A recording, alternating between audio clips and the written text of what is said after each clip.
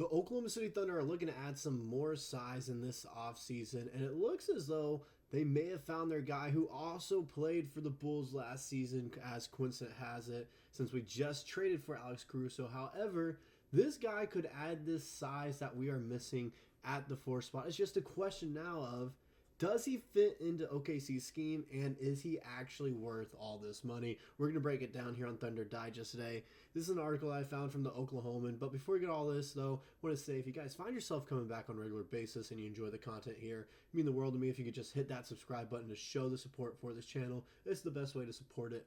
With that out of the way, we can go ahead and get into this video now. And it's another article from the Oklahoman. All right, you guys, if you're from Oklahoma, you know this news website, news article. It's kind of the main place for any of your Oklahoma news, sports related, anything, regarding the state of Oklahoma. It's the, main one to go after. And so that's where I'm getting majority of these right now, as a bunch of these major sites, Hoops Hype, Clutch Points, Sports Illustrated, all these places, Bleacher Report, they're not really talking about Patrick Williams. However, they are, and they brought up some good points as well that a bunch of these places don't ever necessarily bring up. And that's what we're going to break down here.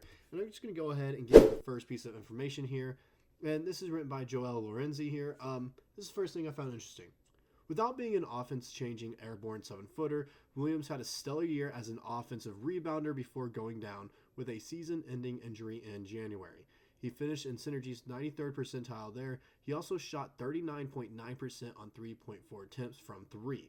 Not so much a need as a requirement to thrive in the Oklahoma City offense, he was fine as a lower volume second side operating pick and roll ball handler. He's flashed elite defense, which is especially valuable given his mold. The idea of Williams, if the next chapter of his career is to see him rejuvenated, is that he can be the next impactful wing that changes a team's trajectory. For OKC, that means being the power forward that completes both sides of their operation. And so that's where I find it interesting, all right? They brought up the fact he can shoot the 3 ball. And so they brought up that fact he can shoot it, he can be a wing player. He's 6'7", all right? He's not really the tallest guy in the world. It's the fact that he has a 6'11" or 7-foot wingspan, something around there. It's it's one of those two numbers, which gives him that extra reach when going up for boards, and it will allow him to fight down low a little bit better. That's what it's going to allow it to do. It's just a matter of every other aspect of his game. Does he really fit in? And that's where I found this next piece of information that I'm going to show you in just a second here. Very interesting, because it does raise a lot of questions and concerns for me when you think about this OKC offense. And it's this right here. Virtually everyone ends up screening for the Thunder, and sufficient data for Williams as a roll man is non-existent.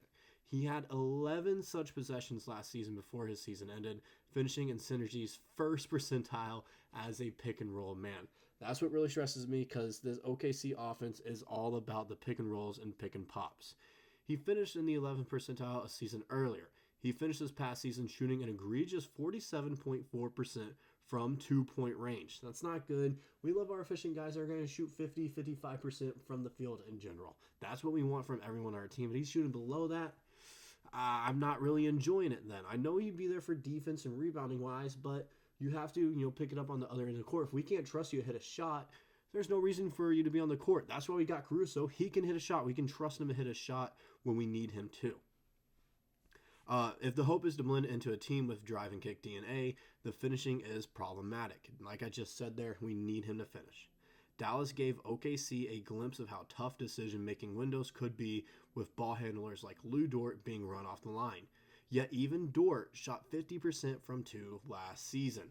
Some interesting numbers there I keep on finding. He's not the most efficient guy in the world, especially as, a wing guy that's going to be down low, getting the majority of his points from 2-point range. He's shooting below 50%. I don't like that. I like majority of our guys on our Thunder team, they are efficient scorers. They take shots they know they're going to make. It's just with Patrick Williams, it's making it seem like there's not a lot of shots he's going to make. That's what it makes it seem like. And the other glaring issue I find is the pick and roll numbers, the pick and pop numbers from him. He rarely sets screens. But our offense is all about setting screens for our guy with the ball, having him make a move, and pick and pop situation with our 5-out style of play with Chet Holmgren. That's what it's all about. If he's not willing to set those screens, the offense is just going to collapse. Like I just mentioned, Defense won't matter. Sure, it's going to help us out defensively. Going on the offensive end is just like getting Josh Giddey all over again. That's what it looks like. We can't trust him to make a shot. That's why we got Caruso, is because we can trust him to make a shot when he is open.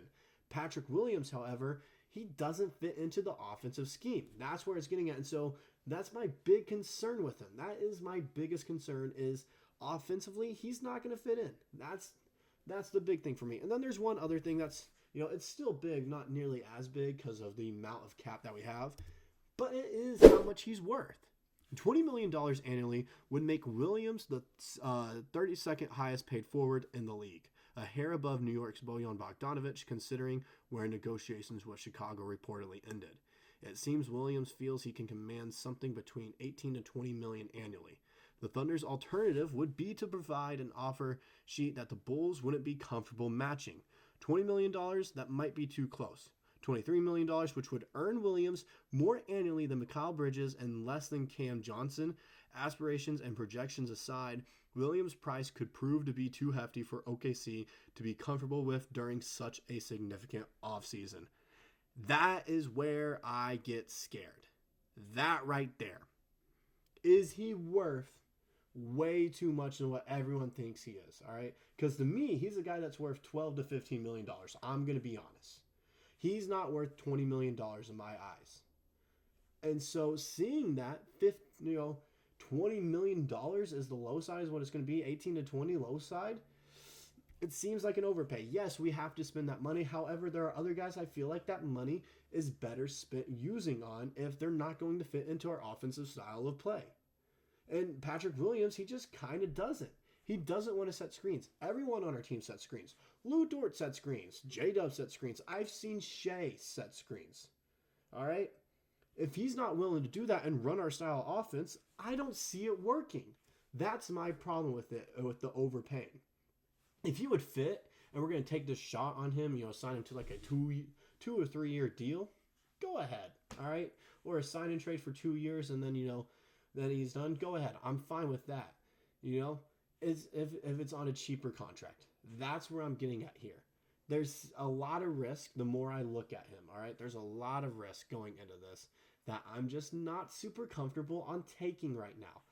That's the problem. Does the good outweigh the bad, all right? Or is the bad outweighing the good? It's kind of like, this scale, all right? It's this balance scale that I'm just, right now it's right in the middle. I can't, there's nothing really pushing one side over the other right now. It's right in the middle, and it's a risk. And is, like it mentioned in the article, is this the headline move we want to make this offseason? Is this really what we want to do? That's my question. Is this what's really, we believe going to take us over the top? Because right now what I'm looking like, it might not seem like it, but if we have to, I'm fine with it, all right? If Presti believes in him, I believe in him ultimately, all right? Presti has the final word, and he knows what he's doing. He does. There's a ton of options out there. If he believes this is the best one that's going to win us a championship, go ahead. By all means, do it, and we'll see if it works out. We will. It's just, in my eyes, I don't see it working out. But that's all I got for this video. Let me know down in the comment section what you guys think. If you think, I'm overreacting to the amount of screens that he actually does set. And if you guys aren't worried about that, because personally I am. It's our style of offense. We set screens, pick and pop, pick and roll all the time. So let me know down in the comments if you're worried about that at all, or if you guys think I'm just overreacting, and I'll see you guys in the next video.